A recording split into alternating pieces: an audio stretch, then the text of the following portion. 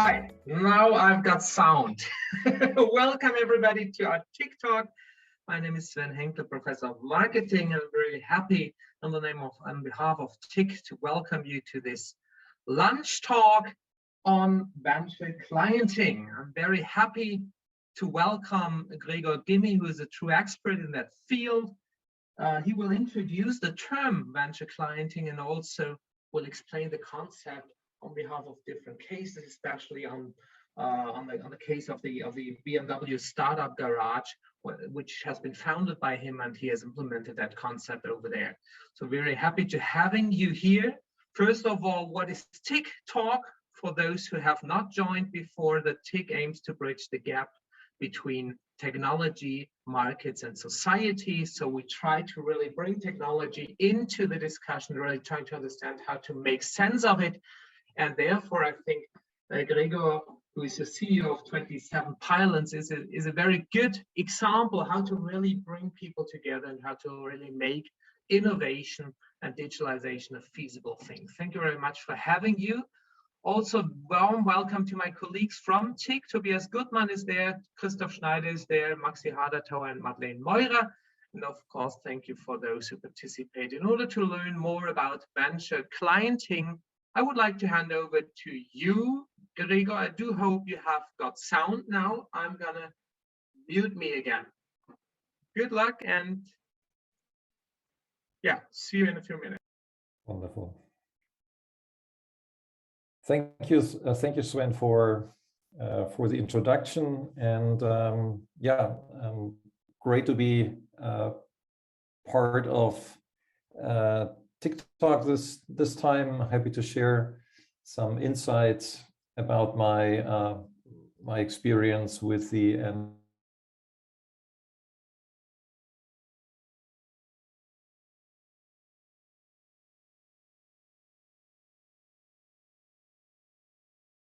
maybe first of all some background about myself. So I have founder and startup experience in Silicon Valley and in Europe, and I think especially this experience helped me understand the needs of startups, and this experience was really important for me to to define the venture client model. Secondly, I have a strong corporate experience, 6 years at BMW and various years at strategy consulting at Ideal and Roland Berger, and especially really my time within BMW taught me some of the gaps and some of the problems that corporates were experiencing in regards to startup, which also helped me shape and design the venture client model. And I also like to be in touch and deep interaction with the academic world. And these days I'm working especially with Passau, MND, IMD in Switzerland, and INSEAD, and hopefully this talk and my connection to Tobias may also lead us to do some work with more work with apps. About my company. So what do we do?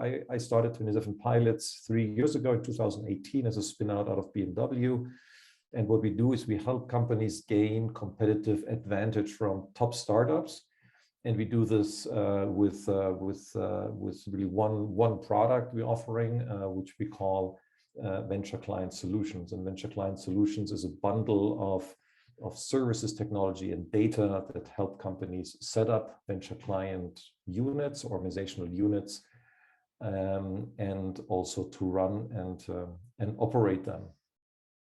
So to gain competitive advantage of startups, maybe let's start with a slide or the background about BMW, because way back when I was at BMW, so around 2014, 2013, 14.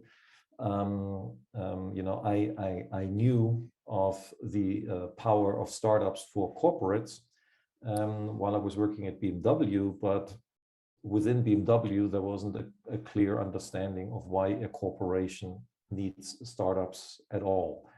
And maybe before I dig deeper into the model, let's I would like to share with you some thoughts about, you know, the difference and what it really means to benefit from startups. As you may know, corporates tend to talk about the strategic benefit and the financial benefit. Now, the financial benefit generally is very easy to define because it's ultimately the benefit you make from trading startup equity, correct? So you buy startup equity at 10 and you hope to sell it at 1,000. And through this, you make a financial gain. But nobody at BMW and most any corporation who sits on this floor up here, you know, which is the top floor at the BMW tower, none of those C-level people will tell you that they're interested in the financial benefit. You know, it's something that they wouldn't say no to, but it's not really why they do corporate venturing. They do corporate venturing because of the strategic benefit. Now, what is the strategic benefit? Now, I'm going to give you a very simple analogy. Imagine that you're walking with your daughter. I don't know how many people of you have children, but imagine if you don't have children, imagine you're working with your niece through the city, and your child tells you, or your niece tells you, "I'm hungry." And so "I'm hungry" is a problem. You know, it's a pretty important problem. It's strategic because if you don't feed your children, you know, they will starve. And so you recognize the problem, and now the child says, you know, "Give me some food," correct? And the child knows that you have potentially some chocolate in your box, in your pocket. And you're about to give the child chocolate, but there on the other end of the street, you see a bakery. And it's a bio bakery. So it's a very innovative bakery. It's new. And you think, well, maybe there's something more healthy, you know, maybe there's something that meets your problem of hunger better. So what do? You tell your child, wait a second, let's walk into the bakery. And you walk into the bakery because you want to solve the strategic need of your child, which is, you know, it's hungry. So what is the first thing you do when you're inside the bakery? What is the action you would do? And I would guess, you know, if I would make a survey here, you would probably do the most obvious thing, which is you would ask the baker, "Hey, why didn't you sell me a sandwich or a pretzel?" "Because my child is hungry." What you probably would not do is you would probably not go to the baker and say, "Sell me some equity of your bakery." Right? So, but this is actually what many corporations today are doing. You know, they set up a unit that deals with generating a strategic benefit from startups. And what they do, they approach startups with the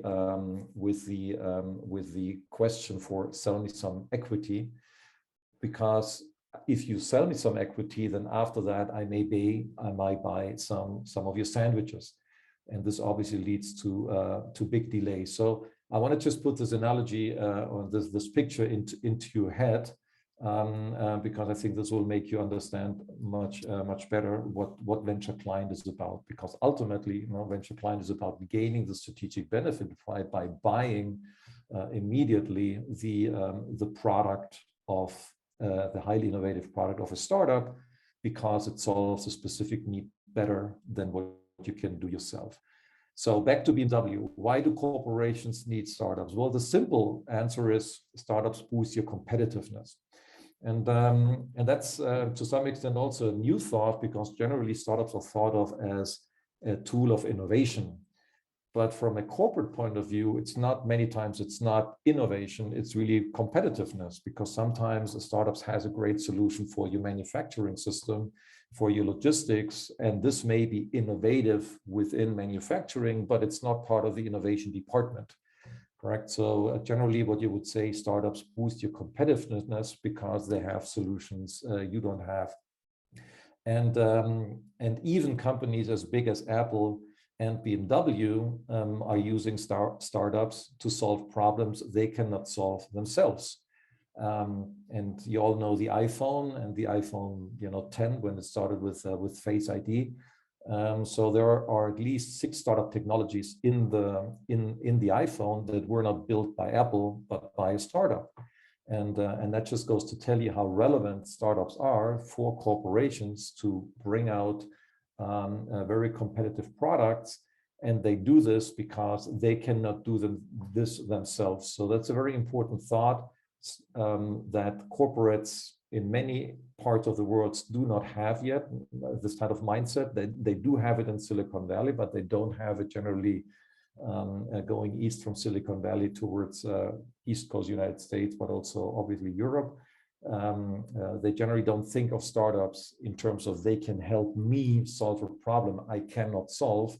They generally think about startups as, well, we need to cooperate, we need to partner, and you need my help, and you need my coaching, and you need my mentoring. But that's not at the core what's really relevant for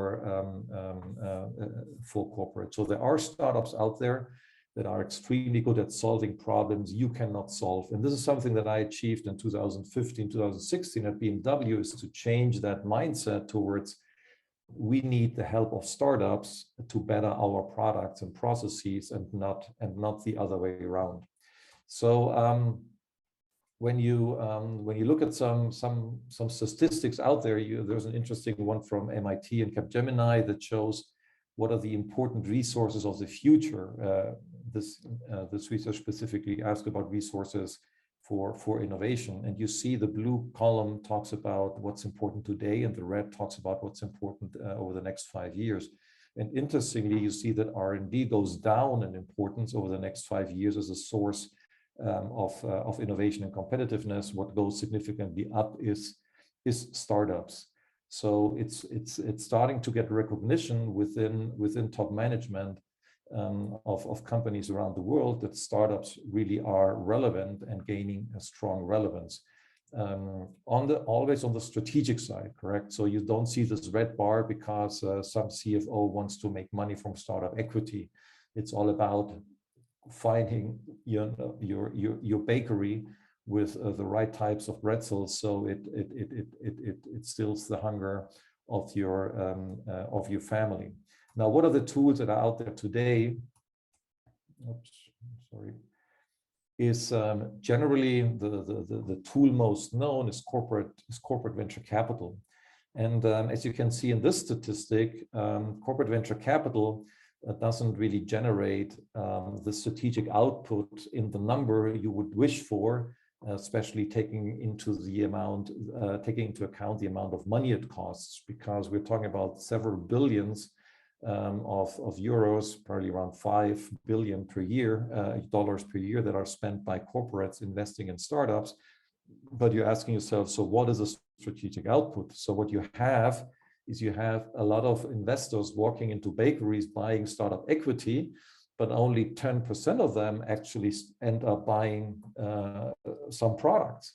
So the partnerships, which stands for transferring, engaging with a startup and starting to use their products in order to gain a strategic benefit from their technology, is really, really slim. Now, why is that?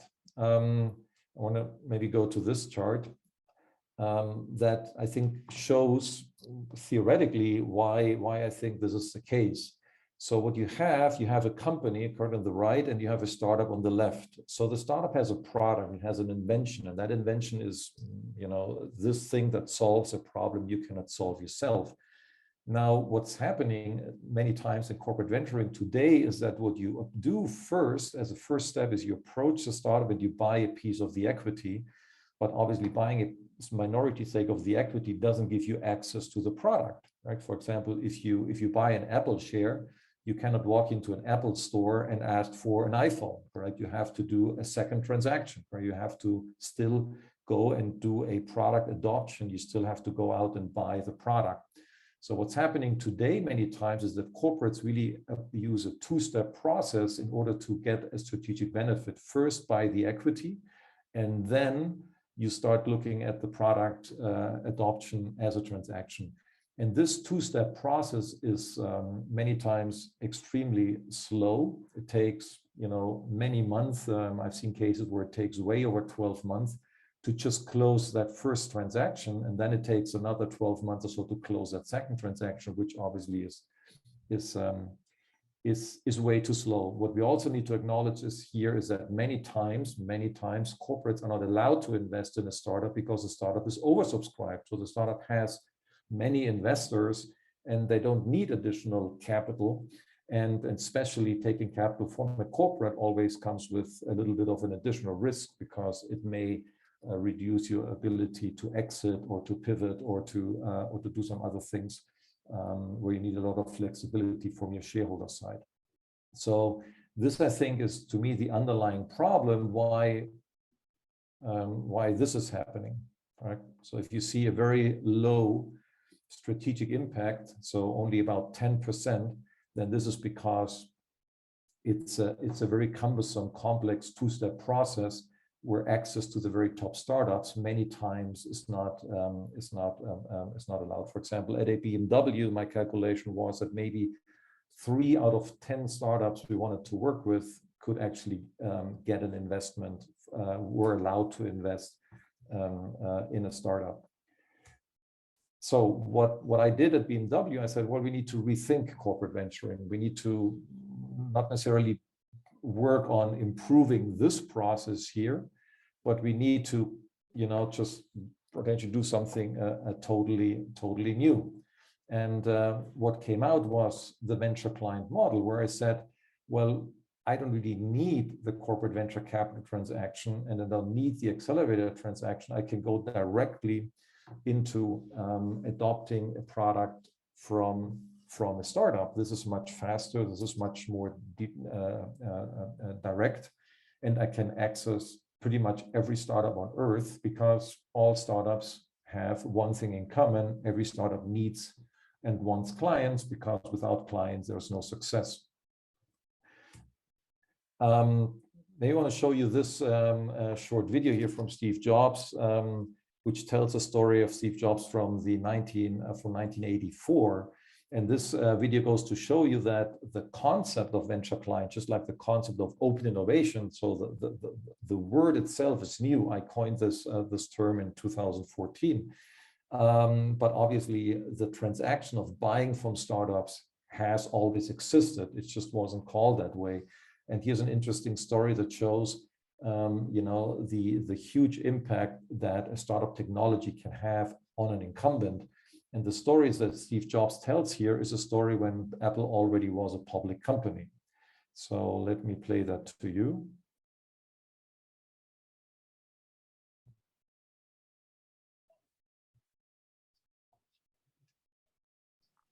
We can't hear it so far. Maybe you also need to enable sound. Okay, 1 second. In the screen sharing of Zoom, you can enable sound. Okay, screen sharing. And then there's a tick you need to.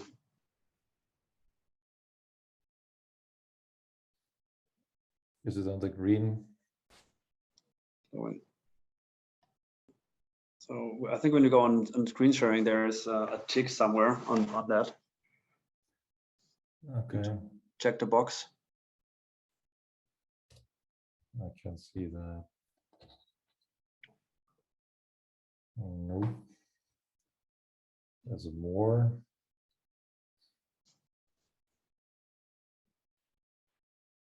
There's share computer sound. Let's see. Yeah. The right thing. Yeah, perfect. So how and why did Apple get into desktop publishing, which would become the Mac's killer app? I don't know if you know this, but we got the first Canon laser printer engine shipped in the United States at Apple.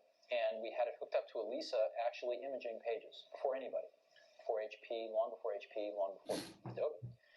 But I heard a few times people would tell me, hey, there's these guys over in this garage, left Xerox Park, you ought to go see them.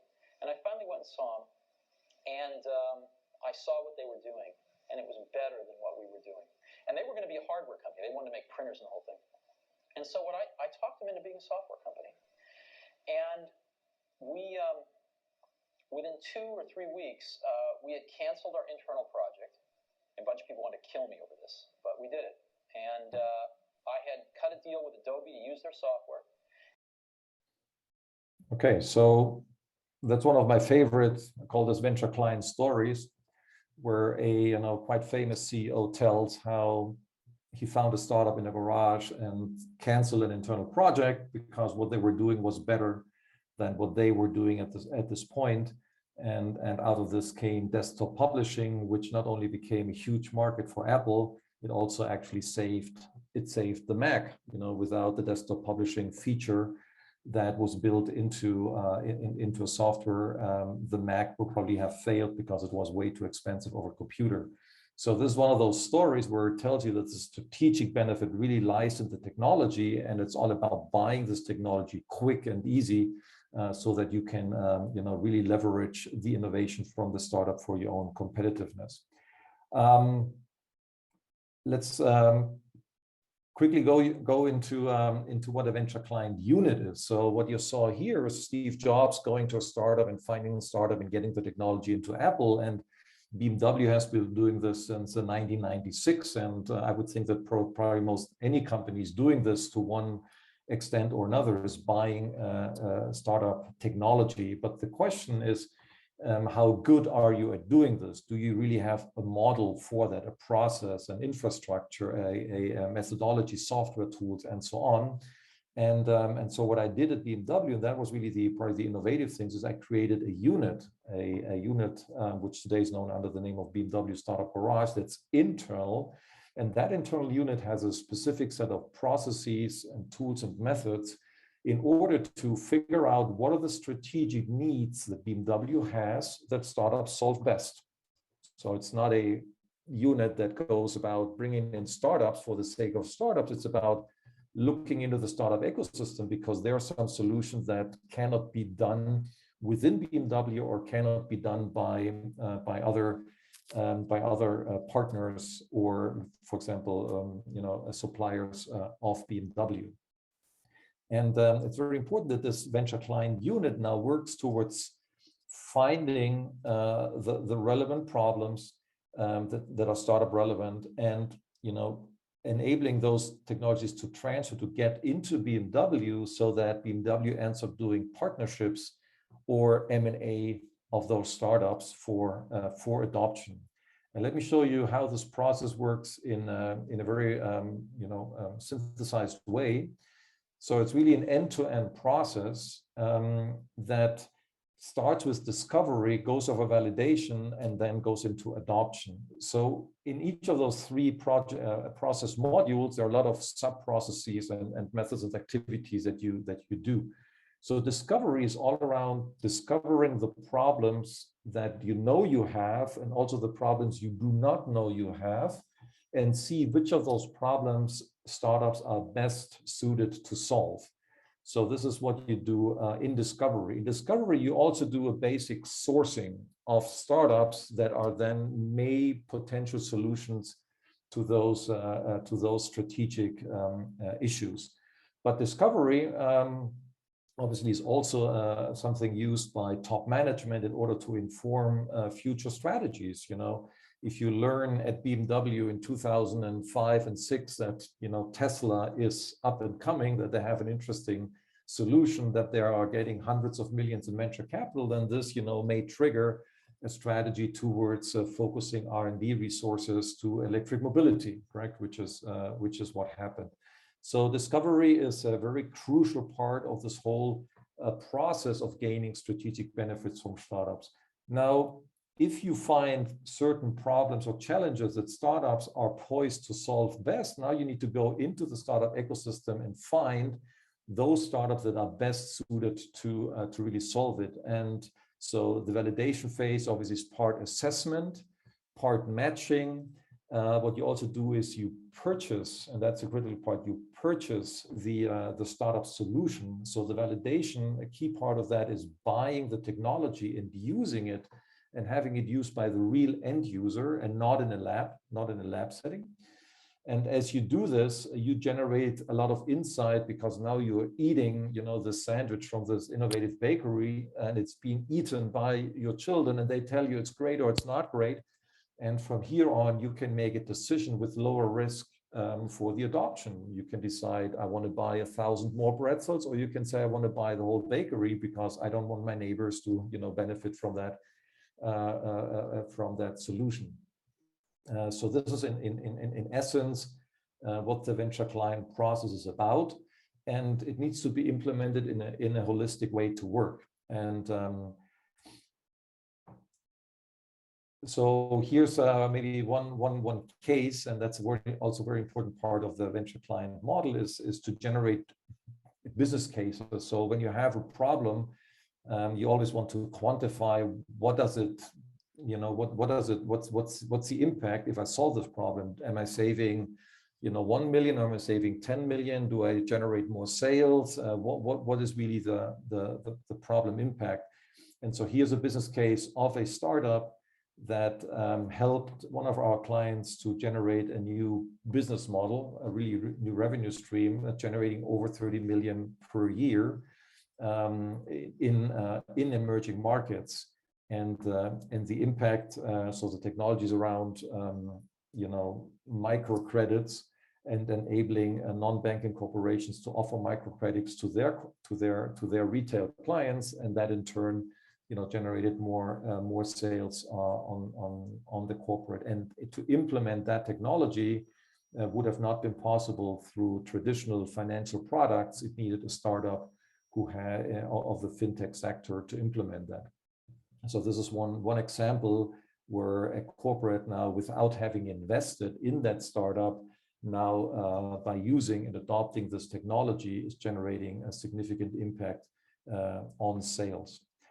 And I want to stop. I want to finish this my part with a short video about the original venture client unit of BMW, the BMW Startup Garage. This video is online since 2015. It explains to the startup community what a venture client is and why it exists. Congrats! You made it. Almost. You started a company, you have a product or service that transforms the automotive industry. You have a great team. You even graduated from a leading accelerator or got capital from top investors. What now? What's most important to your success? Clients, right? But not any. You want a leading client, one with top products and services and a powerful brand. Above all, you want a client who ventures to adopt your solution early, even if it is still a prototype. One who helps you validate and refine your solution. We want to be your venture client, your early adapter in the automotive industry. For this, we created the BMW Startup Garage, your gateway into the global trillion-dollar mobility market. How? We offer a no-strings-attached partnership. Our goal? To integrate and apply your solution in real innovation projects. Beyond providing you with smart revenue, we provide you with resources right at the BMW headquarters. We give you direct access to our cars, tools, and above all, the world's best engineers. We also help you network with BMW and with our suppliers. Why does BMW do this? Because your startup can make a significant contribution to help us build the world's best premium mobility solutions. It's that simple. What do you think? Intrigued? Go to bmwstartupgarage.com to learn about our program.